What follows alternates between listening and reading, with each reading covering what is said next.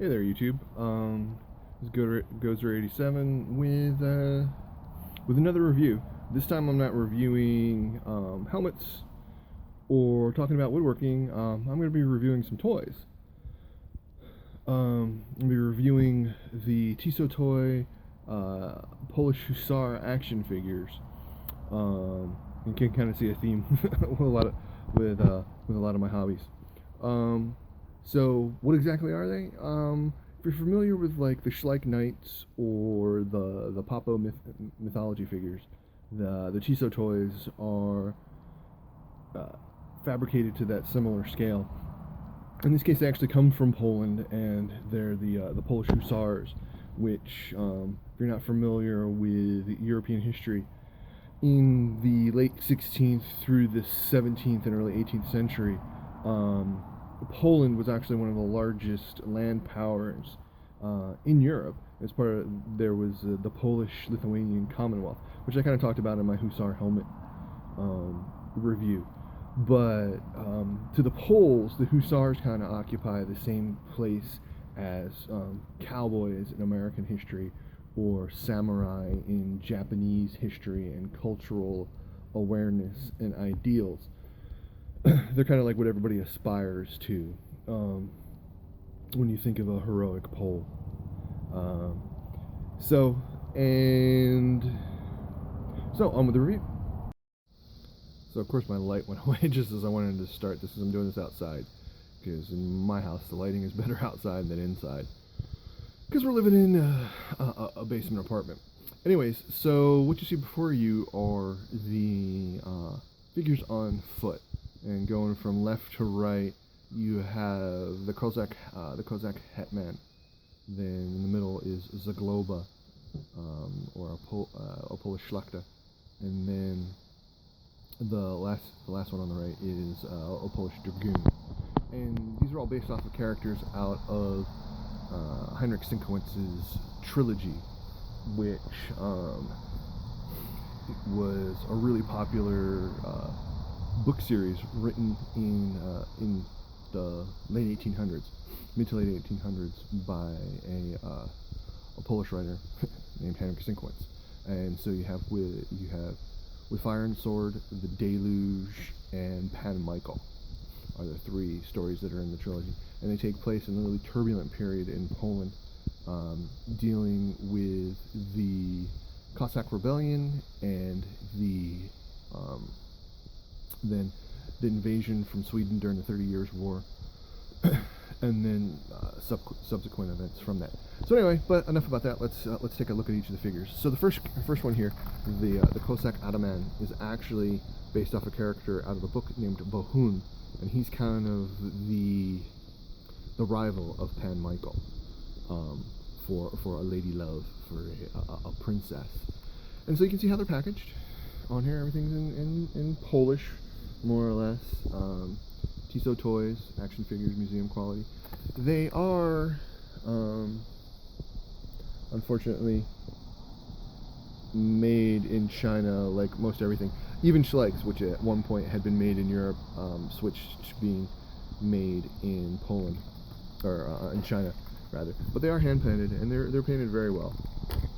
So you can see, and I am going to end up taking them out of their box. I just wanted to show the box as well.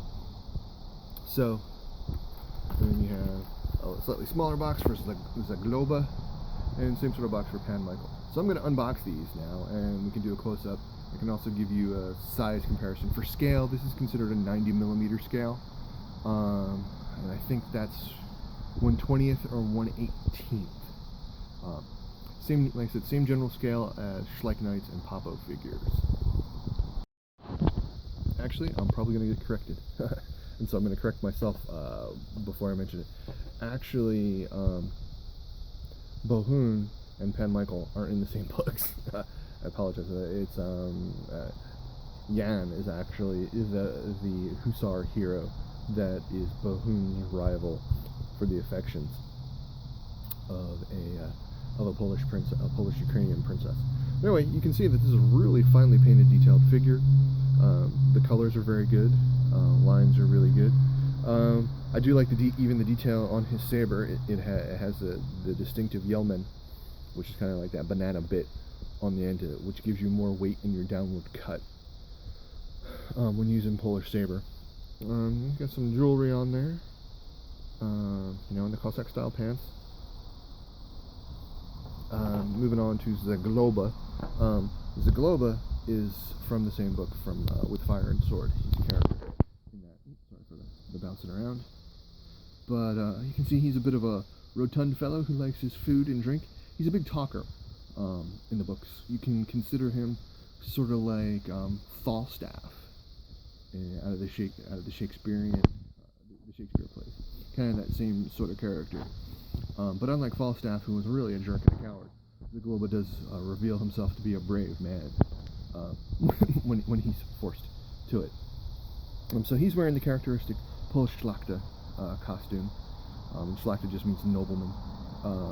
So he has the long robe, yellow boots, the Kolpak style hat with feathers on here, and then over top of his jupon, he's wearing another fur-lined kantouche, which is another style of, which is kind of like your heavy outerwear cloak for cold weather or inclement weather. And then characteristically, got his arms are going. There's a open armpit on there, so you can put your sleeve, either put it through the sleeves or not. And then his feathers. And so he's a hussar, so he's a horseman. His character would be. Then we have from the last book in the trilogy. This is Pan Michael. Michael is the hero in the book of Pan Michael. He's a dragoon. For those of you who might not be familiar with sort of military term, it means that he is a mounted soldier who fights dismounted. So usually carrying a shortened carbine style firearm. So, but they also fight on foot. So that's why he doesn't have the long robe. So his kantouche is a lot short, or zupon. Sorry, his zupon is a lot shorter than Zagloba's because he's going to be dismounting. And then he's got these bucket top boots that everybody likes to wear at the Ren Fair. Those are dragoon boots. And so he's got a saber, and once again, it's a very nicely pounded. And since he's a colonel, he's got this bullowa style ball-headed mace in his sash, which is how they indicated command. We're at least for the dragoons and some of the other troops, we're kind of in the time period when we didn't quite have uniforms, especially amongst those noblemen who were serving kind of almost in a sort of feudal style. But anyway, so the figures. So once again, very well painted. You have dry brush effects on here and dye when you're giving your ear simulated. Very, very crisp sculpting. Paint on the face is a little blotchy, but faces are never my strong point. And unlike Bahoon, this guy stands on his own. So to kind of give you a reference in size, I got this is one of the Disney Store Star Wars figures, and so this is Boba Fett here. So I'll give you an idea on size. Anyways, so these are the foot guys. Next we'll go to the mounted troops that I got. Alright, so these are the mounted Hussars figures, and I really dig these. They're exactly the same. I just got two because I wanted to have two. And they're a very, very distinctive troop type of cavalrymen. You can see the big wings coming off their back. Some of you that play Warhammer Fantasy Battle might recognize that the Kislev winged lancers are based off these guys. Let me close up on one of them here. And very, very, very showy. You can see that they have a leopard skin. They have the red jupon, yellow boots. Lots of brass on his Zizak style helmet. Lots of brass on his breastplate and bazar bands on there. And he's got the famous Polish Saber, and then beneath that he's got, I can't remember the name of it, I'm embarrassed, but a long stabbing sword that you use more like a lance, and then the very, very long lance as well is attached. Very nicely packaged. You can see that the painting is very, very nice, very good. This is right over here, brings me Pele de Vie, which I'm probably butchering. It means hand painted in Polish, but there you go. So I'm going to pull these guys out of their packaging so we can take a closer look. And before some of you people who are collectors flip out, just understand I take everything out of the packaging. I'm not that kind of collector. I'm getting these because I want to wargame with them and display them. I'm not keeping them in their packaging. Okay, so first we're going to take a look at the Hussar himself. We'll take a close-up. Yeah, look at this guy. Comes off the horse, as you can see. Not too steady on his feet. We'll do a close-up.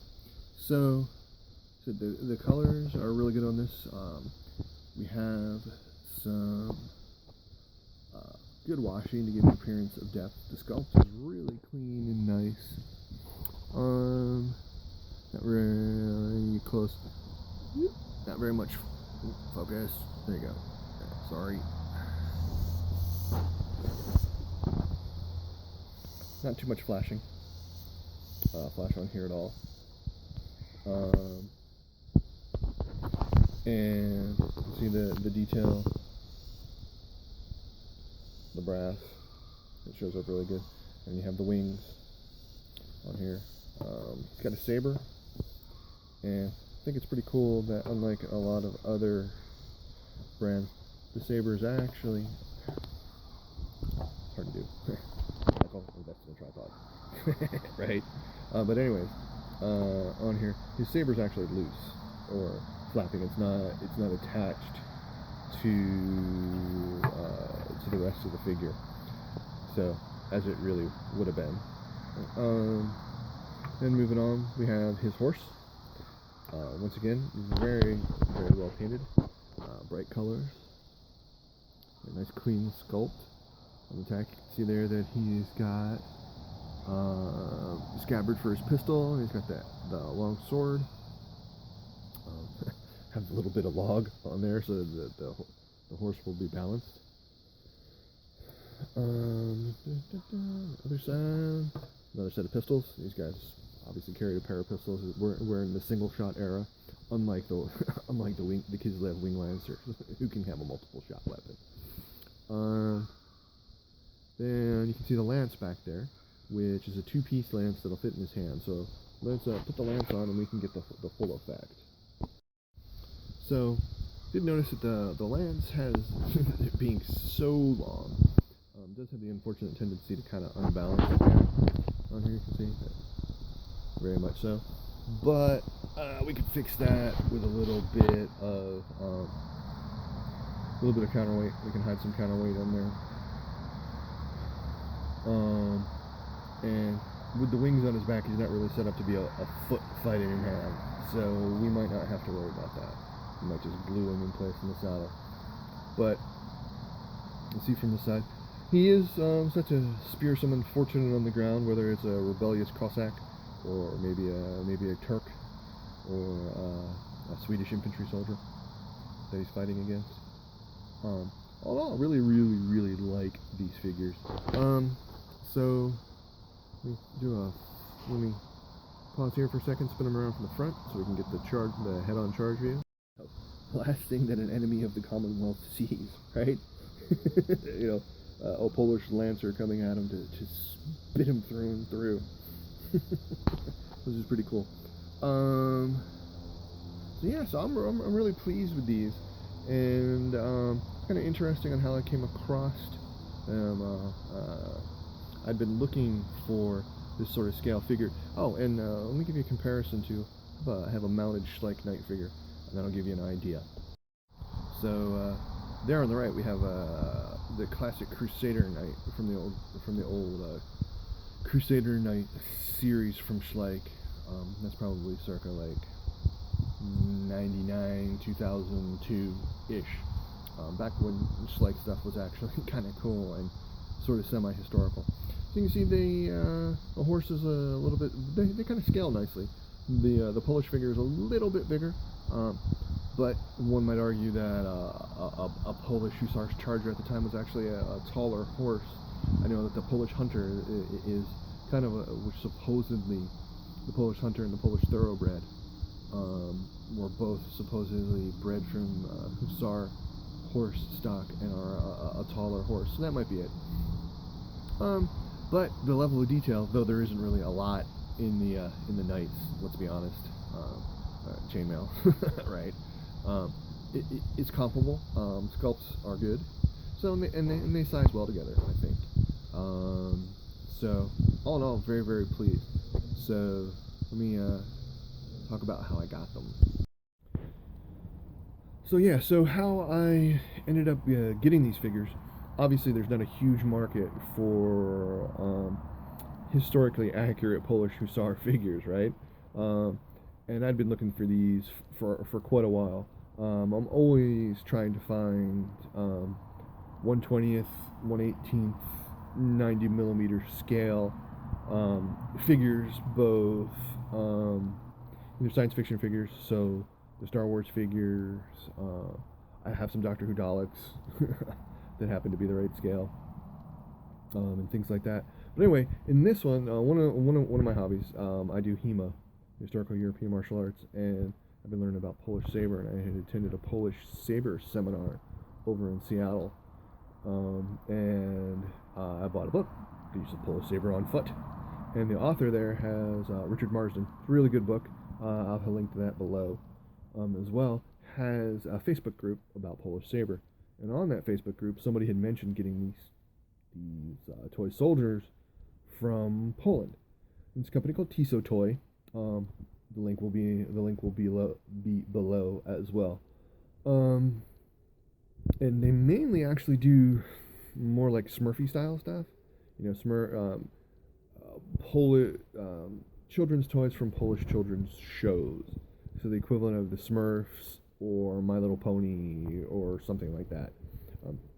I really don't know a lot about contemporary Polish culture to know what these figures were, but that's what they make. And these are the polyvinyl toys. Same thing that your action figures are made out of, or your Schleichs, or anything like cake toppers, all that same kind of stuff. Anyways, so Tissotoys, and they will, of course, they'll ship anywhere in the EU, being an EU country, no problem at all. You just can order right from their site. They take PayPal, major credit cards as well. For those of us who are outside of the EU, if you I'll put their email address in there, but they have an office email address, and so basically what I did is I emailed this office address, introduced myself, and said that I wanted to buy some of the figures. And so they responded back, said, well, how many do you want to buy? And I told them that, and I gave them my address, and they sent me a PayPal invoice for it, and I paid. The cost of the figures is about on par with what you would pay for Schleichs. The horse and rider, I think the horse and rider ended up being 17 or 18 bucks, and the individual foot figures were between 8 and 10 for each. But then they had to go postage, and postage was almost as much as the figures, which I won't say I was disappointed by that, or surprised. I'd hoped it would be a little bit lower, but I really, really wanted these, and there's nowhere else to get them unless you have the ability to sculpt yourself, which my sad little experiment with Fimo and green stuff has showed me that Gozer is not a sculptor. Not at all. Not very good. Wasn't pretty. But anyway, so the transaction went really well. I mean, I ordered them. It did take a while. I was starting to get concerned. I think I ordered these in late January, and they showed up at the end of February. I was a little bit concerned. I was willing to, because sometimes it's happened. I've been burned on eBay and Etsy a couple times, but nothing major. But then they showed up, and I was happy, extremely pleased. So these guys will be a proud part of my collection. Anyways, thanks for your time. Thanks for watching. Please comment and share if you want, and definitely, if you're interested in these figures, do go to Tissotoys and order them. I think if you're a figure collector, they're definitely well worth the investment and the time it'll take to get them.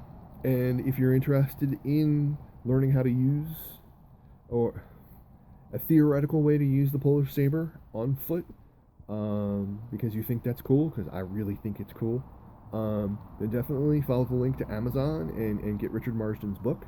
And if you're anywhere where he is giving a seminar on Polish Saber, by all means, run, do not walk, and attend. Anyway, thanks, and I'll see y'all later.